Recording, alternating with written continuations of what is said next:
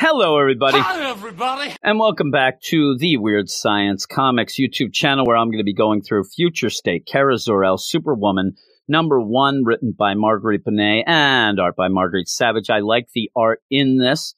The thing about these Future State books is you kind of get thrown into a lot of these books. I think that it was a misplay to have scattered years with all these. A lot of people don't even realize that, so they jump into the book, and a lot of the writers aren't setting up the here and now in their future very well to get the footing. But what I look for in the book especially is not that. It's actually the essence of the character. Do these writers get the character? Now, some of these things are a little more important when you have that creative team on a Future State book going off in the regular continuity when March comes along to take over that book and that character. But even so, I go in looking to see if the writer knows the character. Now, we're going to get a future story that may be a little bit of nonsense, but the character is well written. This is one of those books that you don't get either. Marguerite Bennett barely sets up what is going on with Kara on this moon colony, but also I don't think she understands what Kara's about.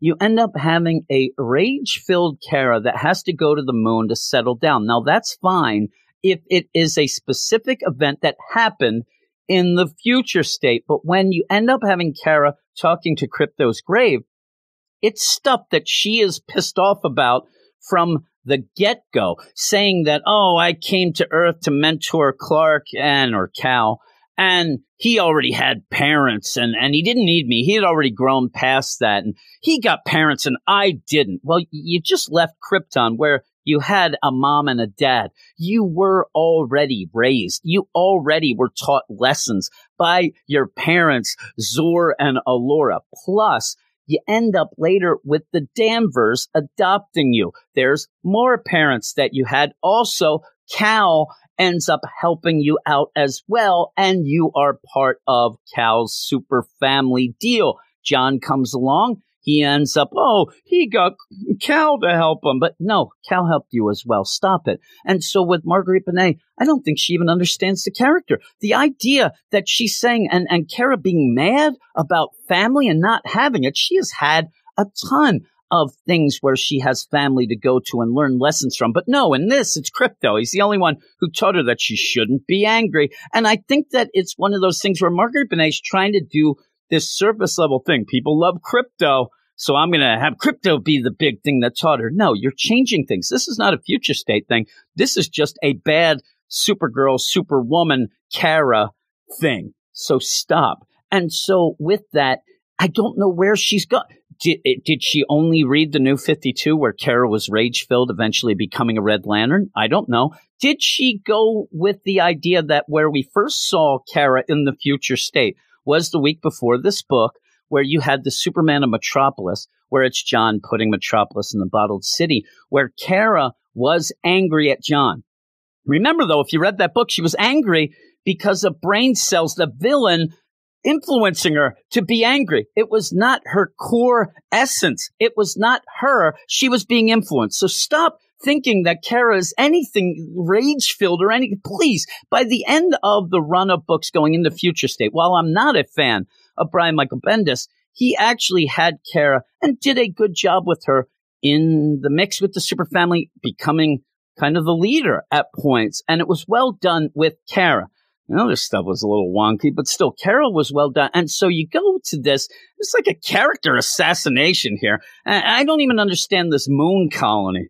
She's there to settle down, maybe, eat organic and end up meditating. I don't know, but she's there, waltz it around, and a spaceship crashes in, very reminiscent to her, Kara's, entrance and arrival on Earth in her ship in Action Comics number 252, where the ship crashes when Superman goes over and helps her. Again, helps her. By the way, doesn't just ignore her, ditch her, but you end up, she yells, the shield wall, and then does nothing with that. The ship, though, an alien comes out. Now, we don't know what this alien is. Her name is Lenari, but she's a shapeshifter.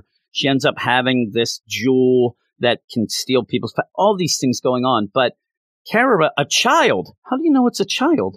It is an alien species that you spell out. You have no idea what or who they are.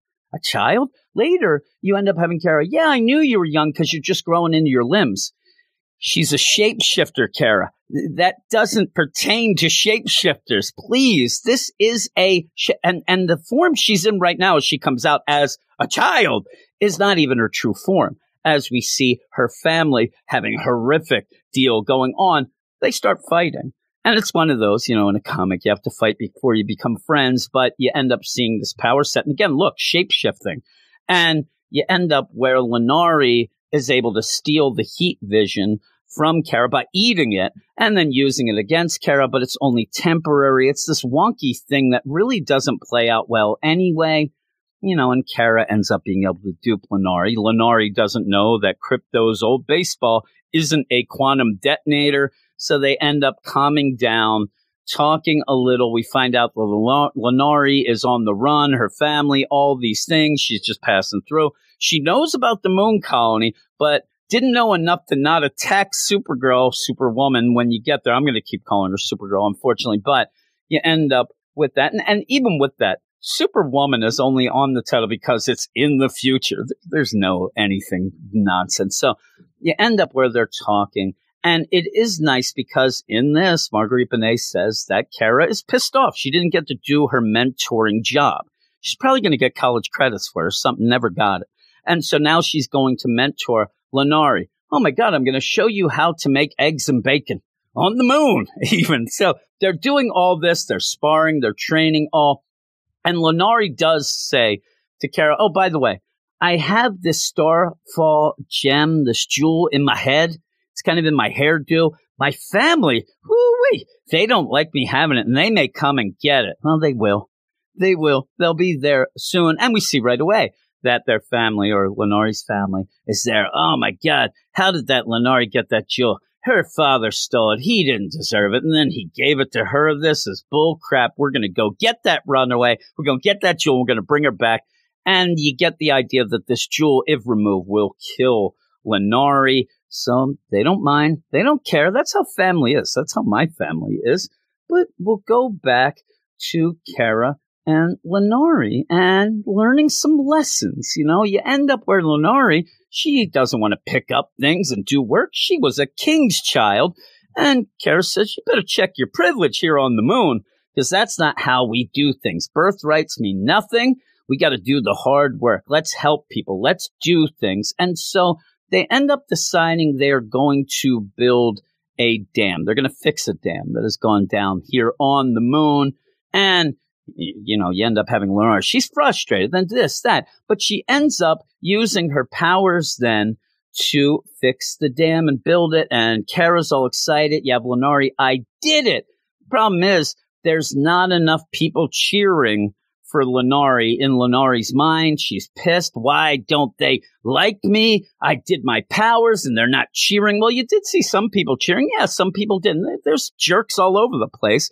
She flips out, and that's the thing with this, with Lenari being a character that we're supposed to be getting behind so that by the end we want Kara to seemingly go against her kind nature and go back to what she really is, rage-filled. You don't get behind Lenari. You don't know enough about her. She's all over the place. I mean, she is so up and down with these mood swings. Is this because of the jewel?